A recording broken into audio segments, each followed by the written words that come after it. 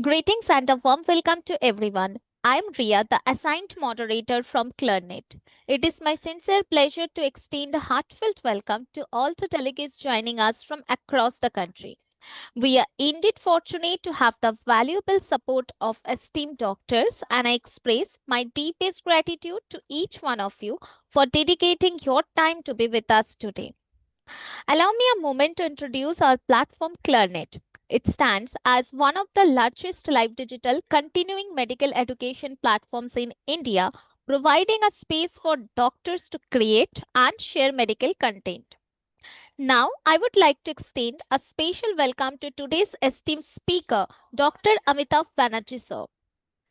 Dr. Banerjee holds the degrees of MBBS and MD. He is currently serves as Professor Emeritus in the Department of Community Medicine at Dr. D.Y. Patel Medical College, Pune. With vast experience in medical education and public health, Dr. Banerjee has made significant contributions to the field of community medicine through teaching, research, and academic leadership. The topic for today's session is Physician Hill Thyself, Burnout in Doctor. So before we moving on to the your expert talk, sir, I will quickly touch upon the key highlights of this topic for our audience. Physician burnout is a common problem caused by long working hours, heavy workloads, and constant stress. It leads to emotional exhaustion and reduced job satisfaction, especially in high pressure fields like emergency and critical care.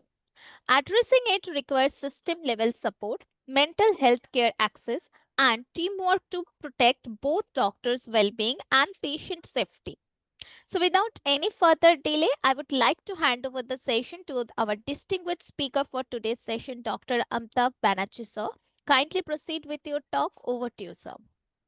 Thank you, Ria. And it's always a pleasure to come on this Clirnet platform. And good evening to all the viewers. So we will be discussing today important topic I think most of the doctors must have faced sometime or the other in their career. And these are the scope of the discussion on burnout. Ria has already given some introduction, and we'll be going through some of the data to know how much is the burden and what are the determinants, work overload, mismatch, lack of autonomy, changing landscape of medical practice, changing landscape of the profession, continued stress because of workload. Medical errors can occur, and in fact, medical errors can also lead to some sort of stress.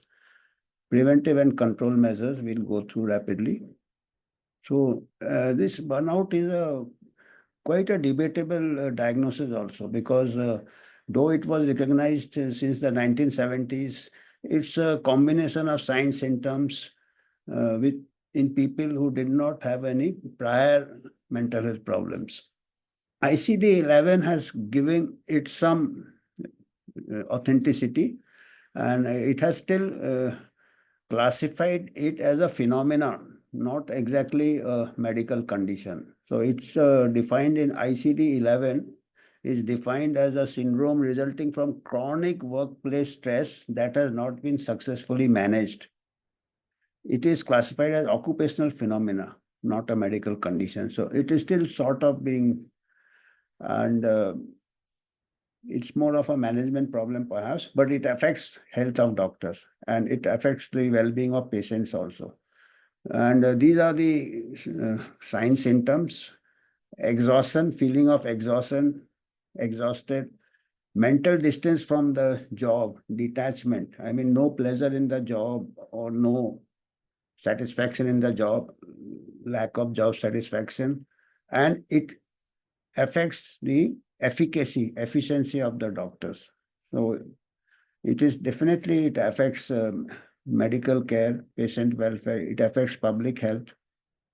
And most of the answers may also lie in public health by better uh, distribution of doctors, by uh, having some interventions.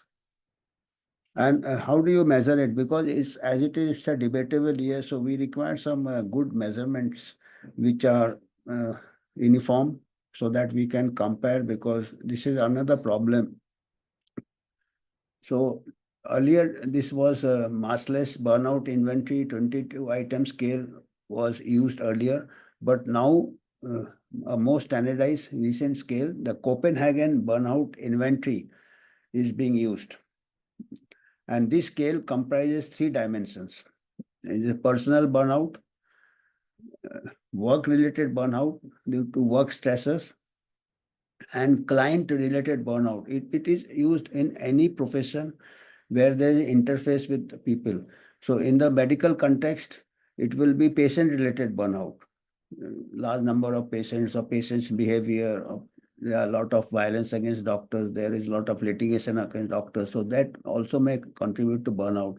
Work-related would be overwork, patient load, lack of rest, lack of sleep, and personal burnout maybe due to lack of motivation.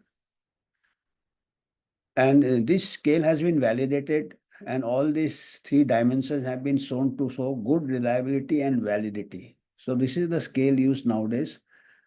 And these all the three dimensions, the scale could predict well uh, from the scale: sickness, absenteeism, insomnia, lack of sleep, excess use of painkillers, sedatives, and intention to change jobs. Many doctors may leave the profession.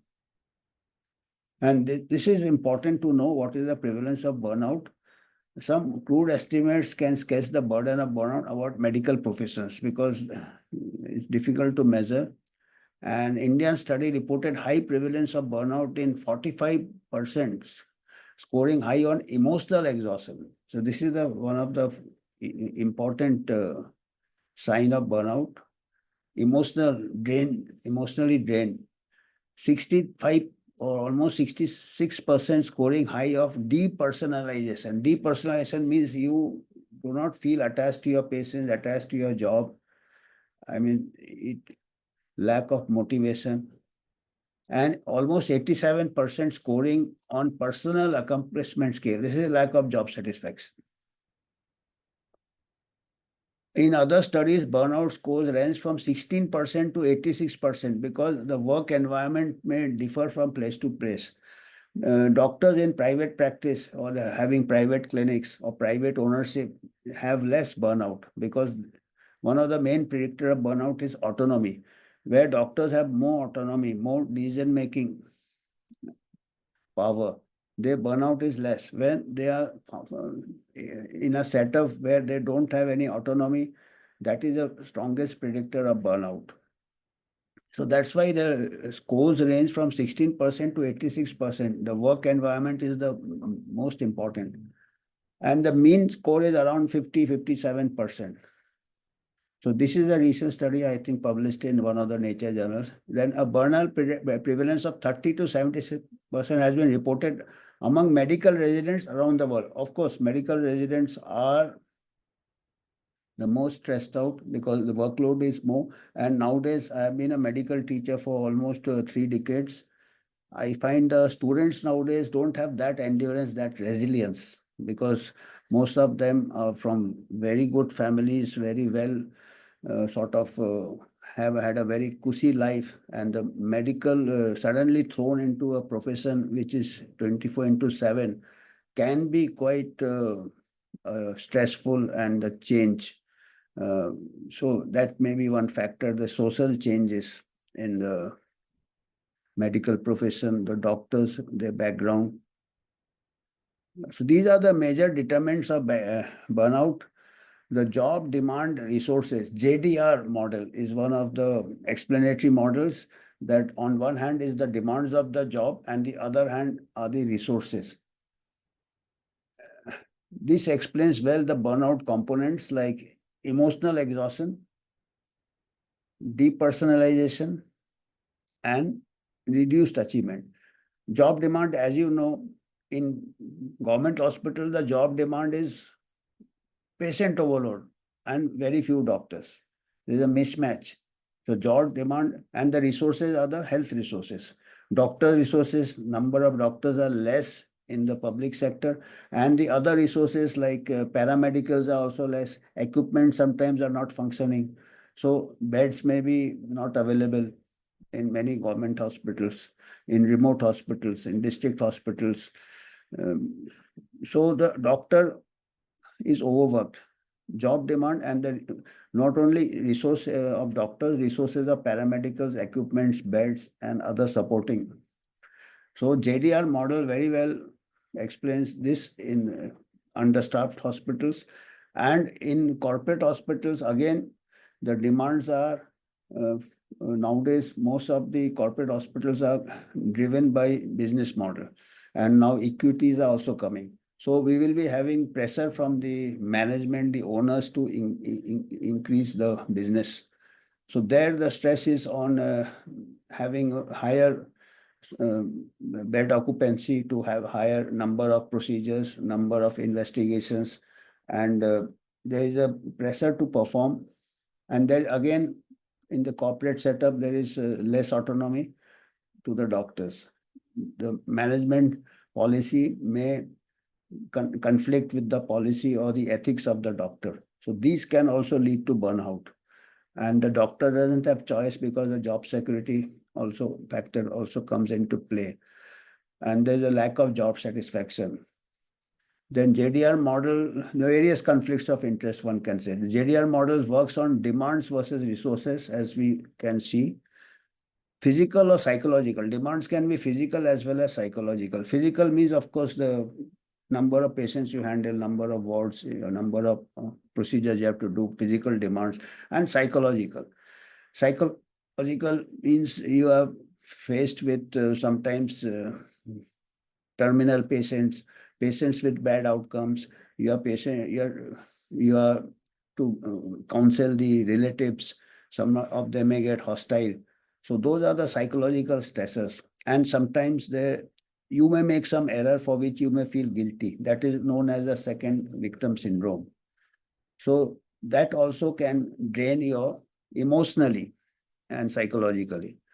Work environment, physical, social, and psychological, and organizational. Physical means lack of equipments, lack of space. Social means lack of social contacts. There's no time for socialization. And psychological resources, counseling services, or recreation or social support.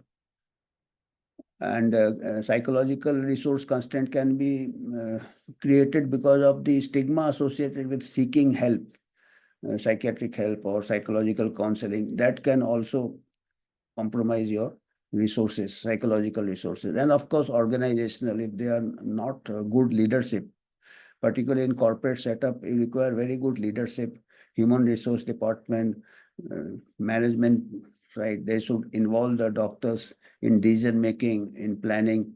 That will reduce the burnout.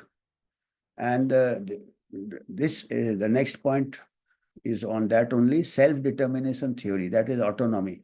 Individuals value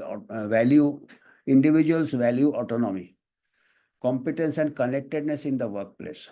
So the more freedom they have, professional freedom, how to manage the patients, which patients to take up for investigation, which or also their own workers, their rosters and other things, the more autonomy, the more flexibility they have, the less the burnout. In a rigid environment, work managerial environment where there is little autonomy, the burnout is more. And Richard Smith, the former editor of the British Medical Journal, so it's a universal problem. The British Medical Journal former editor also says why doctors are unhappy, because they are overworked and under supported. Everything, even failure of equipments, failure of other, say, medications. Nowadays, you see so many spurious medicines are in the market, fake counterfeit medicine. Something goes wrong with the patient, the doctor is the one to blame. Recently also, when the cough syrup deaths occurred, a doctor has been arrested, pediatrician. How is he responsible for a spurious cough syrup? It's a So doctor are the least supported. They get isolated, they face the blame, and violence is also increasing. All these anxieties, apprehensions, they can contribute to burnout. And of course, fears, it starts from the now medical students' days also, because their medical education and subsequent practice has become a marathon without any pause in between. Earlier, MBBS doctor, after that, he would work in practice or in some government job, then do post. Nowadays, he cannot relax. Then MD, after MD, there is super specialty. So all this is a long marathon. So naturally, you are physically exhausted, you are mentally exhausted, you are emotionally exhausted, you are psychologically drained, because there is no time for good human relationships, no time when, and at the peak of your youth, when you form relations, when you form a family, you don't have time for family, you don't have time for recreation. So all these are contributing factors. And then high cost of medical education. Many people may take loan and they have to repay the loan. So that also is a psychological stressor. And of course, they have to be up to date. Medical profession is one of the professions which is moving very fast. So to stand at one place, they have to keep running. The marathon is like running a marathon, but standing at the same place to keep abreast. Long working hours, recreation, family, autonomy, and corporate models, and academic and professional pressure for medical teachers.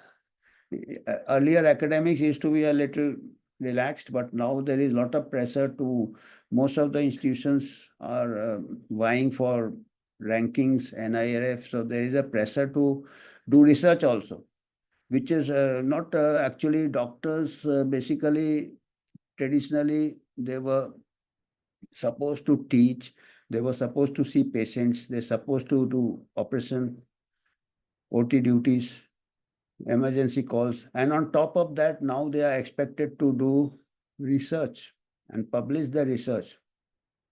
So medical teachers also are under great pressure, and burnout is common because I have been in the teaching profession for the past 20, 30 years continuously. Before that also intermittently, but now I am seeing this research, somehow do research, publish or perish.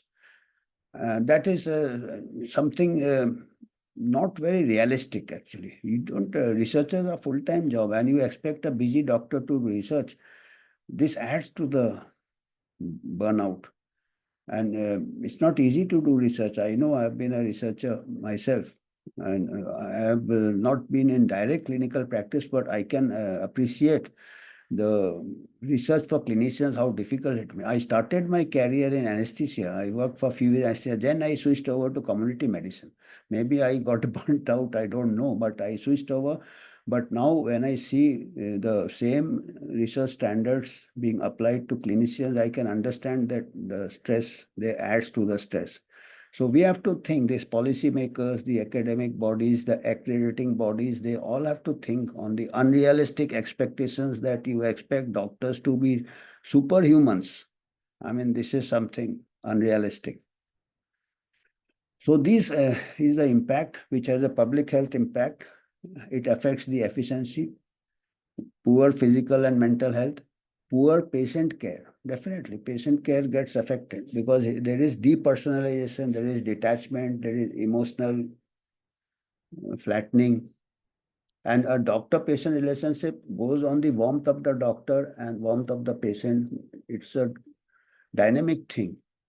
And so medical errors occur, and medical errors can aggravate the burnout because there is a second victim feeling of guilt.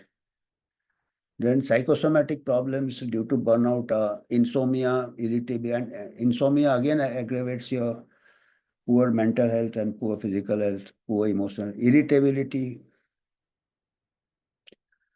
and social relationships get strained, and frequent job changes. And then, of course, common drug use is common among the medical profession. Alcohol use, of course, related to drug abuse, cope with it, which are unfortunate, and suicidal ideation. And from time to time, we see particularly young residents or young, we see this extreme step being taken. So these are some of the impact of burnout. And what are the measures which can be thought of? The leadership in the medical profession, because this we require strong leaders who can speak for doctors. These are unrealistic expectations. These are so that is something, and medical profession, IEMA should take up this, or other associations, professional organizations, associations. Lack of autonomy is the major risk factor which has come out in many studies. And of course, technological advances, business model. Good leadership per se is protective against burnout. So good leadership, there is communication channels, good communication channels can take care of burnout. Enhancing psychological resilience. So this is, as I said, resilience comes from overcoming hardships. So that is a state of mind. As I mentioned, now we are getting doctors, particularly medical students, particularly in the private medical colleges, from very privileged backgrounds. So that makes them emotionally and psychologically little fragile. So if they can overcome that, they develop the resilience, anti-fragile. People who come from very poor background or who have faced hardships, they are more resilient. And human in face of adversity. So they should come not with a mind, even those who come from privileged families, they should be prepared, and they should, that this is a very tough profession. In fact, I remember when I joined medical college long back, 50 years, even then it was a tough profession, perhaps tougher now because we did not have any technology. We had to do everything with our hands. In fact, we have to admit patients and do the investigations ourselves in the science lab. So we were really overworked, and our dean told us that you don't have a timetable when you become a doctor. So we expected that. So probably we could face it. But now it is very with that attitude is not there. And when you have love for the profession, even if you work 80 hours, there was a lot of controversy that some Narayan Murthy or some other people, TCS say, or say said you have to work 80 hours or 90 hours or 70 hours. So there was a lot of fear, but doctors do work without this fanfare. And then those who are resilient, those who love their job, for them 80 hours is also cannot cause burnout, cannot cause stress. That is the love for the profession. So advice to young people aspiring to be doctors that be mentally prepared. Otherwise, these are the major hazard. The burnout is a major hazard. Stress is a major hazard. You lose your physical health. You lose your mental health. So you have to think very properly, carefully. And even if you enter into the profession, just want lose your way due to family pressure or peer pressure, you enter the profession, you can opt for less stressful specialties like say pathology, anatomy, or non-clinical subjects as they call it. And so the temperament is very important. So psychological resilience, if you are going for these high pressure jobs, you should be resilient. Focus on strength of individuals rather than vulnerability. So you have, if you are an academic, go for non-clinical subject. Resilience is culture specific. Again, it depends. If you come from a culture of affluence, then resilience will be less. You have to train yourself. Exercise, physical fitness, and recreation. So exercise is a good stress reliever. It releases endorphins and other things the doctors will know very well. Physical fitness, because doctors become obese, physical fit, they can't set a good example to the patients. And recreation is very important. So you should take time out, whatever happens. So that will cope with burnout to some extent. And stress management, relaxation technique, and cognitive behavior therapy. All these are measures. I mean, maybe easy to say, but to practice, you require real discipline. Individual level, you should have a purpose and meaning life. If you are service to humanity, you will not feel stress. If you enjoy the profession and a positive outlook, that more stress you cope up with, it will make you stronger, not weaker. That is the attitude. If you don't have that, then you will succumb to burnout. Good work-life balance. You should take time out for family, for friends, social circles, and employer. This is very important, particularly in corporate sector where the doctors are facing lack of order. Well-being of health professionals should be given priority. Individual level, it's short term. If you just manage individual cases, you will get short term, but at the most 6 months. And if you change the organizational culture, you will have longer benefits more than a year. They have done research. And that's why you see from time to time in the IT sector and the sector, there is a list of places to work in, which are the most popular places where the environment is worker friendly, so we have to think on those lines. It's a management topic, how to be a good manager, good leadership, good communication with the workers. So I think that's all. These are some of the references. This burnout, WHO, second reference is the ICD-11. And these are the burnout scales. And the reference 7 is I had done a long back, 2019, I had done a review article. So you will find more references in this review article. Number 7, then these are job demand. And of course, Smith. So these are some of the literature on burnout, but I have tried to convey some of the important points from all this. So thank you. I think that's all. I can take some questions if they are there. Thank you so much, sir, for the comprehensive talk. The presentation was so informative and lucid. In fact, the information you shared was not only informative, sir, you also presented in such a clear and accessible way from your side.